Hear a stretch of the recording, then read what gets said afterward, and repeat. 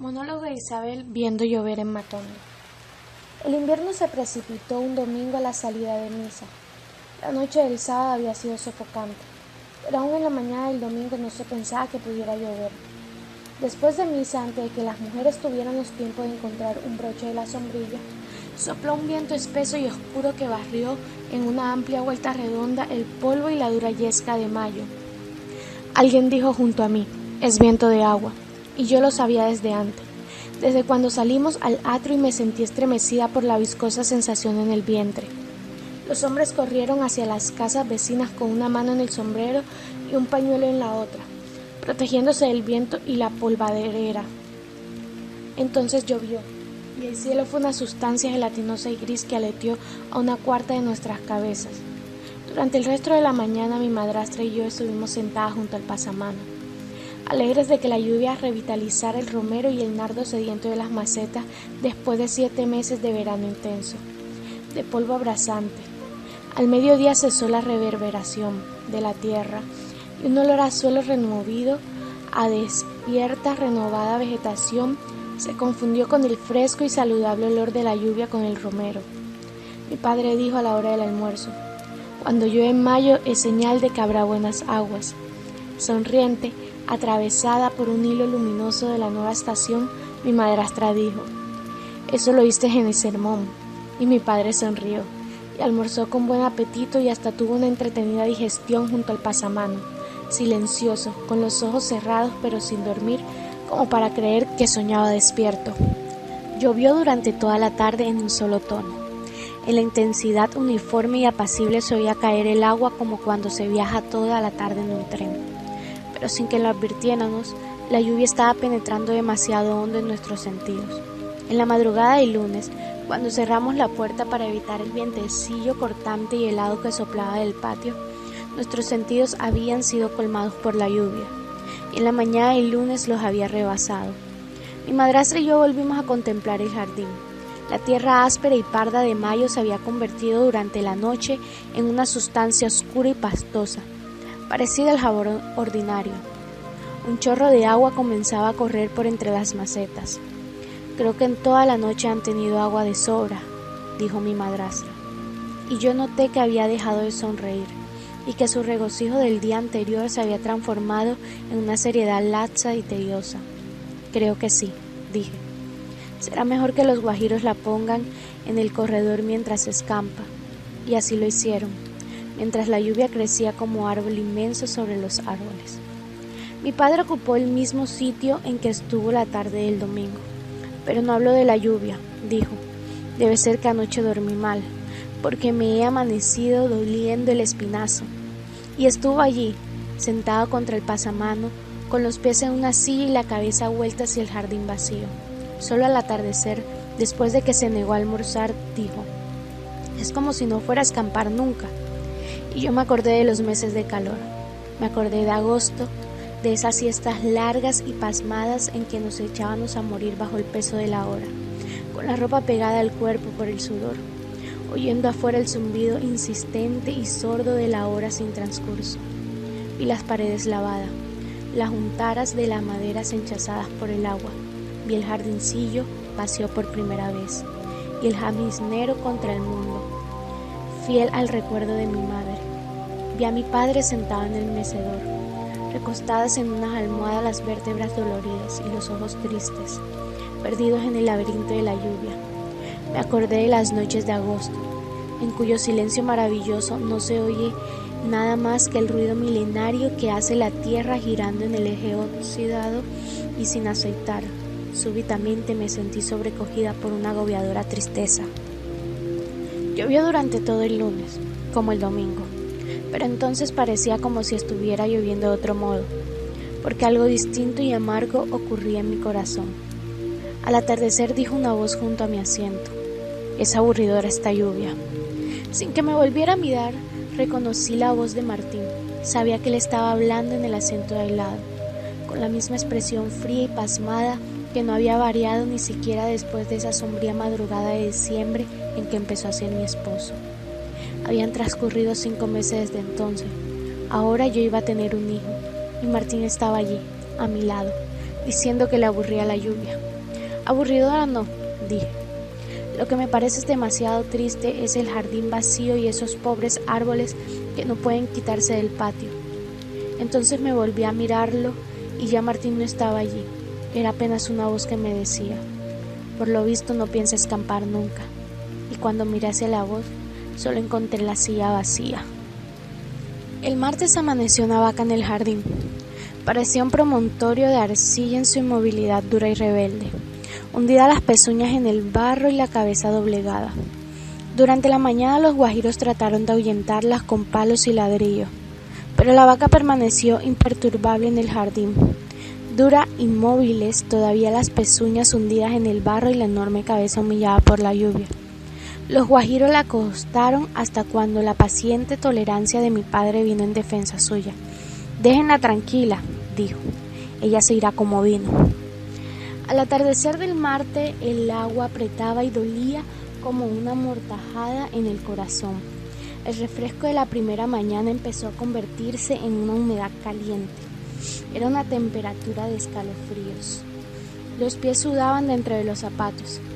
No sabía qué era más desagradable, si la piel al descubierto o el contacto con la ropa en la piel. En la casa habían cesado toda actividad. Nos sentamos en el corredor, pero ya no contemplábamos la lluvia como el primer día. Ya no la sentíamos caer. Ya no veíamos sino el contorno de árboles en la nieve. En un atardecer triste y desolado que dejaban en los labios el mismo sabor que se despierta después de haber soñado con una persona desconocida. Yo sabía que era Marte y me acordaba de las mellizas de San Jerónimo, de las niñas ciegas que todas las semanas vienen a la casa a decirnos canciones simples, entristecidas por el amargo y desamparo prodigio de sus voces. Por encima de la lluvia yo oía la cancioncilla de las mellizas ciegas y las imaginaba en su casa, acluquilladas, aguardando a que cesara la lluvia para salir a cantar. Aquel día no llegarían las mellizas de San Jerónimo, pensaba yo, ni la pordiosera estaría en el corredor después de la siesta pidiendo como todos los martes la eterna ramita de toronjil. Ese día perdimos el orden de las comidas. Mi madrastra sirvió a la hora de la siesta un plato de sopa simple y un pedazo de pan rancio. Pero en realidad no comimos desde el atardecer del lunes, y creo que desde entonces dejamos de pensar. Estábamos paralizados, narcotizados por las lluvias, entregados al derrumbamiento de la naturaleza en la actitud pacífica y resignada. Solo la vaca se movía en la tarde. De pronto, un profundo rumor sacudió sus entrañas y las pezuñas se hundieron en el barro con mayor fuerza. Luego permaneció inmóvil durante media hora, como si ya estuviera muerta, pero ya no pudiera caer porque se lo impedía la costumbre de estar viva, el hábito de estar en una misma posición bajo la lluvia, hasta cuando la costumbre fue más débil que el cuerpo. Entonces dobló las patas delanteras, levantadas todavía en un último esfuerzo agónico, las ancas brillantes y oscuras, hundió el babeante hocico en el lodazal y se rindió por fin al peso de su propia materia en una silenciosa, gradual y digna ceremonia de total derrumbamiento. «Hasta ahí llegó», dijo alguien a mis espaldas, y yo me volví a mirar y vi en el umbral a la pordiosera de los martes que venía a través de la tormenta a pedir la ramita de toronjil. Tal vez el miércoles me habría acostumbrado a ese ambiente sobrecogedor, si al llegar a la sala no hubiera encontrado la mesa recostada contra la pared, los muebles amontonados encima de ella, y del otro lado un parapeto improvisado durante la noche, los baúles y las cajas con los utensilios domésticos. El espectáculo me produjo una terrible sensación de vacío. Algo había sucedido durante la noche. La casa estaba en desorden. Los guajiros, sin camisas y descalzos, con los pantalones enrollados hasta las rodillas, transportaban los muebles al comedor. En la expresión de los hombres, en la misma diligencia con que trabajaban, se advertía la crueldad de la frustrada rebeldía, de la forzosa y humillante inferioridad bajo la lluvia. Yo me moví sin dirección, sin voluntad. Me sentí convertida en una pradera desolada, sembrada de algas y liquentes, de hongos viscosos y blancos, fecundada por la repugnante flora de la humedad y de las tinieblas. Yo estaba en la sala contemplando el desierto espectáculo desde los muebles amontonados cuando oí la voz de mi madrastra en el cuarto advirtiéndome que podía contraer una pulmonía. Solo entonces caí en cuenta de que el agua me daba en los tobillos, de que la casa estaba inundada, cubierto el piso por una gruesa superficie de agua viscosa y muerta.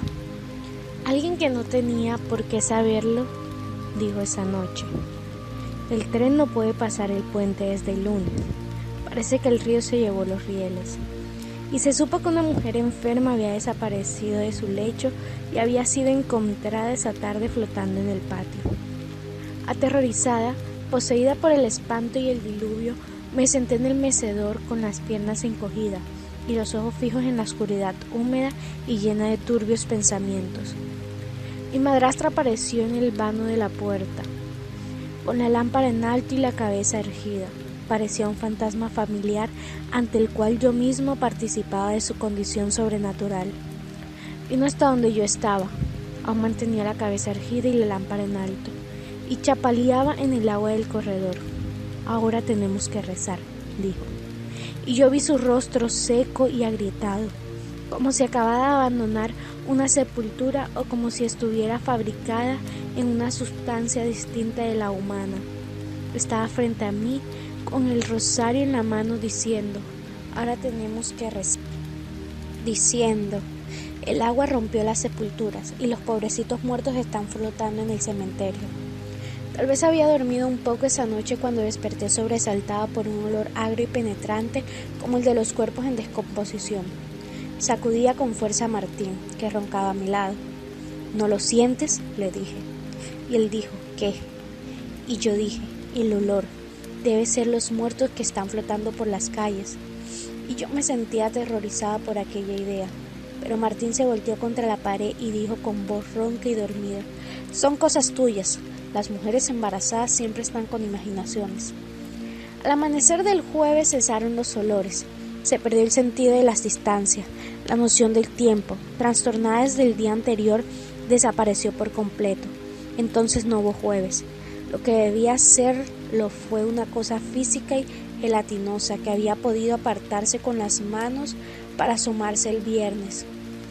Allí no había hombres ni mujeres. Mi madrastra, mi padre, los guajiros eran cuerpos adiposos e improbables que movían en el tremendal del invierno. Mi padre me dijo: no se mueva de aquí hasta cuando no le diga lo que se hace. Y su voz era lejana e indirecta. No parecía percibirse con los oídos, sino con el tacto, que era el único sentido que permanecía en actividad. Pero mi padre no volvió, se extravió en el tiempo. Así que cuando llegó la noche llamé a mi madrastra para decirle que me acompañara al dormitorio. Tuve un sueño pacífico, sereno, que se prolongaba a lo largo de toda la noche. Al día siguiente la atmósfera seguía igual, sin color, sin olor, sin temperatura. Tan pronto como me desperté, salté a un asiento y permanecí inmóvil, porque algo me indicaba que todavía una zona de mi conciencia no había despertado por completo. Entonces oí el pitido del tren, el pito prolongado y triste del tren fugándose de la atmósfera. Debe haber escapado en alguna parte, pensé, y una voz a mis espaldas pareció responder a mi pensamiento. ¿Dónde?, dijo. ¿Quién está ahí?, dije yo, mirando, y vi a mi madrastra con un brazo largo y escuálido extendido hacia la pared. Soy yo, dijo. Y yo le dije: ¿lo oyes? Ella dijo que sí, que tal vez habría escampado en los alrededores y habían reparado las líneas. Luego me entregó una bandeja con el desayuno humeante. Aquello olía a salsa de ajo y manteca hervida. Era un plato de sopa. Desconcentrada le pregunté a mi madrastra por la hora, y ella, calmadamente, con una voz que sabía a postrada resignación, dijo: deben ser las 2:30, más o menos. El tren no lleva retraso después de todo. Yo dije: ¿las 2:30? ¿Cómo hice para dormir tanto? Y él dijo: no has dormido mucho, a lo sumo serían las 3. Y yo, temblando, sintiendo resbalar el plato entre mis manos: las 2:30 del viernes, dije. Y ella monstruosamente tranquila: las 2:30 del jueves. hija, todavía a las 2:30 del jueves. No sé cuánto tiempo estuve hundida en aquel sonambulismo en que los sentidos perdían su valor. Solo sé que después de muchas horas incontables oí una voz en la pieza vecina, una voz que decía: «Ahora puedes rodar la cama para ese lado». Era una voz fatigada, pero no voz de enfermo, sino de convaleciente. Después oí el ruido de los ladrillos en el agua. Permanecí rígida antes de darme cuenta de que me encontraba en posición horizontal. Entonces sentí el vacío inmenso. Sentí el trepidante y violento silencio de la casa, la inmovilidad increíble que afectaba a todas las cosas, y súbitamente sentí el corazón convertido en una piedra helada. Estoy muerta, pensé. Dios, estoy muerta. De un salto de la cama, grité: «Adá, Adá». La voz desabrida de Martín me respondió desde el otro lado: «No pueden oírte porque ya están afuera». Solo entonces me di cuenta de que había escampado y de que en torno a nosotros se extendía un silencio, una tranquilidad, una beatitud misteriosa y profunda, un estado perfecto que debía ser muy parecido a la muerte. Después oyeron pisadas en el corredor. Se oyó una voz clara y completamente viva. Luego un vientecito fresco sacudió la hoja de la puerta, hizo crujir la cerradura y un cuerpo sólido y momentáneo como una fruta madura cayó profundamente en la alberca del patio. Algo en el aire denunciaba la presencia de una persona invisible que sonreía en la oscuridad.